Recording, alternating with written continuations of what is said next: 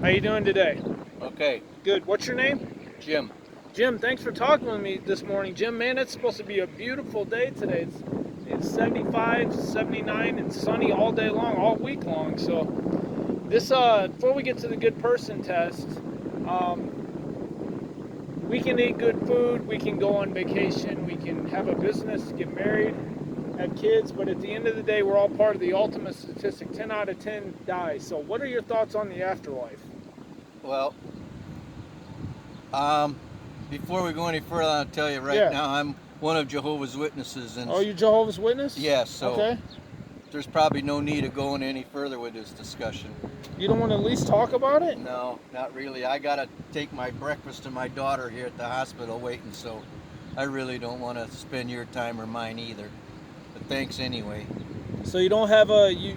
So what do Jehovah's Witnesses believe? Well, we believe What do you that guys believe?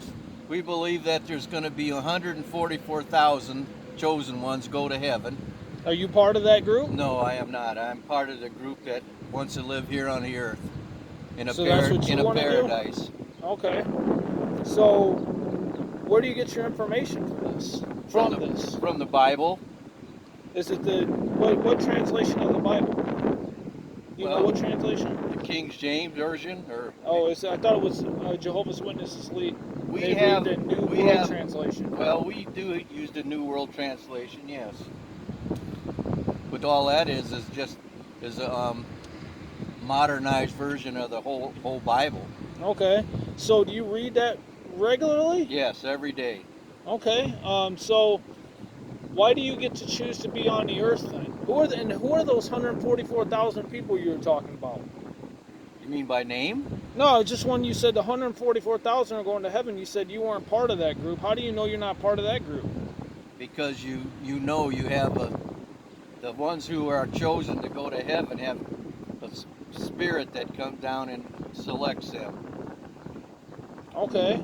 So why don't you have that spirit that comes down and selects you? Because I don't want to be part of that. I want to be part of the people that live on the earth in a paradise condition.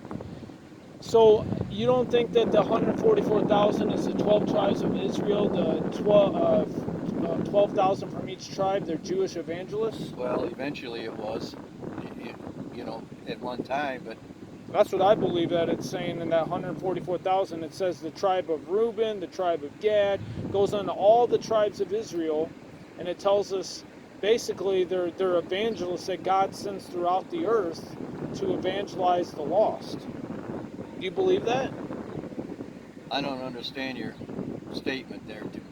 Oh, I believe that when Jesus was on earth, he chose the 12 and then told them that there would be a great crowd that would be here on the earth. I feel like I'm part of that great crowd. I don't want to be part of the chosen ones that go to heaven. Man, I'd want to go to be on that group going to heaven. Well, that's where I'd want to be. Now, that's a different opinion or a choice of where you have. I could have that choice, but I don't. Why don't you have that choice? Seems like you kind of don't get a choice at all if you don't have that choice. Well, you'd have a choice. You have a choice of wanting to go to heaven or living here on the earth. I chose the choice of living here on earth. Okay, so do you believe in heaven and hell? Yes. I don't believe hell is a fiery place. I believe it's a place where people go to do bad things. So if it's not a fiery place, what kind of a place is it? I don't know. Well, because when Jesus talked about the rich man and Lazarus, the rich man went to hell. It says he went to the lake of fire, and Lazarus was in Abraham's bosom. It's in, I think it's in Luke. But one went to heaven and one went to hell. So, and it talks about flames. He says, Father Abraham, cool my tongue because I'm in torment in these flames. Can you just drop one drop of water on my tongue because I'm in torment in these flames? So it's got to be, that's hell is hot, right? Well, that's what they say. That's what they say. It's hot and dark is what I've heard. Smoking or non-smoking? I don't know if it's smoking or not. I'm just saying, do you want to be in heaven, which is non-smoking, and smoking, which is hell? Does that make sense? Are you a good person? You seem like you try to be a good person. You seem like a nice guy. I don't know. I try to live by, the golden rule. I The don't golden rule, okay. whatever they You call seem it. like you try to. You know how have you ever cleaned off a coffee table in the morning and you spray it down with Pledge and you're like, man, I got this coffee table really clean. And then you open the drapes, you let the Yeah, light in, and you see dust on the coffee table, you see dust in the air. Don't you wonder how that dust is there? With just the light was just brought in. So what I'm going to do is I'm going to bring the light in, and you decide for yourself if there's dust on the coffee table. Okay? Thank you for your time. Okay. Yeah. How many lies have you told in your whole life? How many lies? Yeah. You ever told a lie? Oh, probably. Me too. How many times? I'm 80 years old. Yeah. I'm sure I told one or two. Okay. Me too. What do you call someone who tells a lot of lies? A liar. Yep. Exactly. You ever stolen anything ever in your whole life, irrespective of the value when you were a kid? No. Never stole anything? Nothing. That's pretty good. You just told me you're a liar. Think back. You've never taken a piece of candy from a drugstore when you were a kid? Nope. Or like a dollar bill out of your mom or your dad's wallet or purse? Not without a consequences. I know, because we know what'll happen to us. You ever slammed your hand in a car door and you say G-O-D-D-A-M-N, that hurt? I've slammed my hand in a car door, but I've never used that kind of language after I've done it. Really? You've never blasphemed God's name? Saying G-O-D-D-A-M is? Never. I was taught not to use that kind of language when I was a young boy. My mother was a Christian person, so was my father, and they didn't use that kind of language, so I wasn't brought up using it. So you never said God's name in vain ever in your whole life? Well, if I did, I don't remember. Okay, well, wish I could say that. Well, here's the one that got, yeah, what were you going to say? Like I say, at one time, I don't know. Like I said, I'm 80 years old. I don't remember everything I've said or done in my I life. probably have. I mean, I would assume Maybe I you've have. lied, yeah, and you've probably stolen something. But I know somebody's going to be saying that in a few minutes if I don't get their breakfast to them. Okay, we'll make this one more question. Jesus said, whoever looks upon a woman to lust after her has already committed adultery with her in his heart. You ever looked at a woman with lust? Just my wife. Before you married her? Well,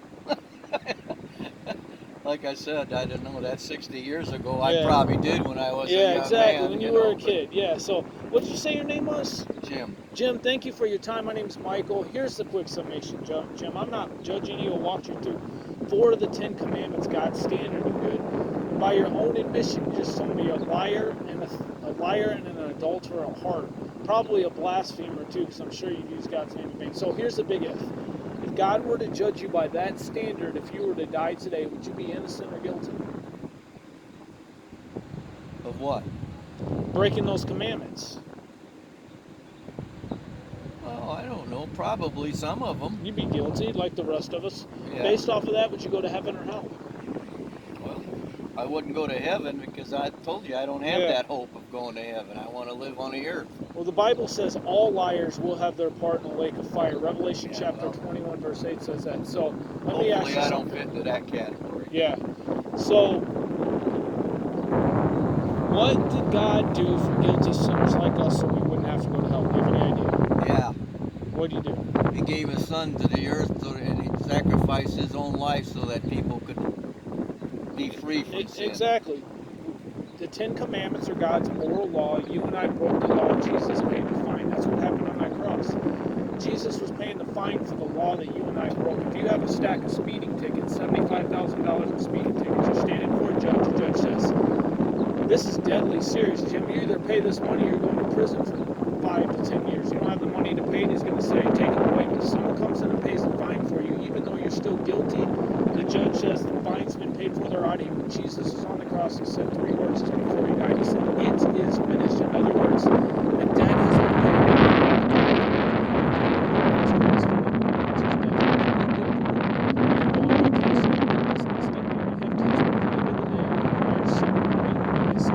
Please think about this. You know what that prime famous Bible verse in Romans 6:23 is? It says the wages of sin is death. Do you think you've earned your wages from God? You have, because you're going to die. I hope so. You have. You and I have earned our wages. That's why they're going to put us in a casket, put a